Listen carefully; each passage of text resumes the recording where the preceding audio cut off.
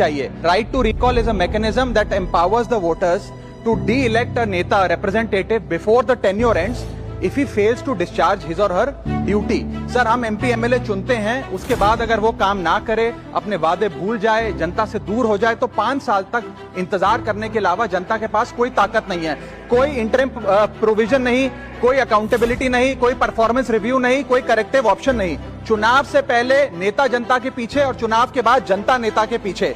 और सर, 5 साल is too long a period in this day and age. अगर एक गलत फैसला गलत नेता को चुनने का लिया तो लाखों लोगों का भविष्य अंधकार में जाता है और पूरा क्षेत्र पीछे जाता है। Let me clarify that right to recall is not a weapon against politicians, it is an insurance policy for democracy. और भारत के संविधान में जब आप राष्ट्रपति को इंपीच कर सकते हैं टेन्योर के दौरान, उपराष्ट्रपति को हटाने का प्रावधान है, जजों को इंपीच करने के लिए प्रोसेस लेट डाउन है, यहां तक कि रूलिंग गवर्नमेंट के खिलाफ नो कॉन्फिडेंस मोशन लाकर आप सरकार बर्खास्त कर सकते हैं। तो एमपी एमएलए अगर आपका नॉन परफॉर्मिंग है तो उसको हटाने के लिए क्यों नहीं राइट टू रिकॉल मतदाता को देना चाहिए। दुनिया की 24 से ज्यादा डेमोक्रेसीज में राइट टू रिकॉल का मैकेनिज्म लागू है, जिसमें यूएस, कनाडा, स्विट्जरलैंड जैसे देश है। मैं आपको उदाहरण देता हूं सर, कैलिफोर्निया में एक गवर्नर क्रिस डेविस नाम के नेता 2002 में चुने गए। उनके कार्यकाल में मैसिव पावर कट हुए, एनर्जी क्राइसिस हुआ, बजट की मिसमैनेजमेंट और गन शूटिंग की वारदातें हुई।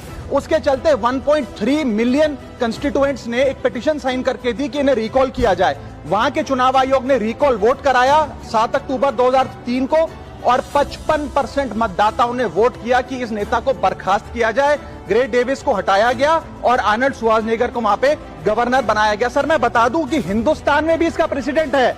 कर्नाटक, मध्य प्रदेश, महाराष्ट्र और राजस्थान में रिकॉल मैकेनिज्म ग्राम पंचायत के स्तर पे लागू है और ग्राम सभा के लोग मतदाता वोट करके उन्हें वापस बुला सकते हैं। सर, लेकिन इसका मिसयूज ना हो इसलिए हमें सेफगार्ड्स भी बनाने पड़ेंगे। एक थ्रेशोल्ड रखना चाहिए कि 35 से 40% मतदाता अगर साइन कर दे तभी राइट टू रिकॉल वोट करवाया जाए।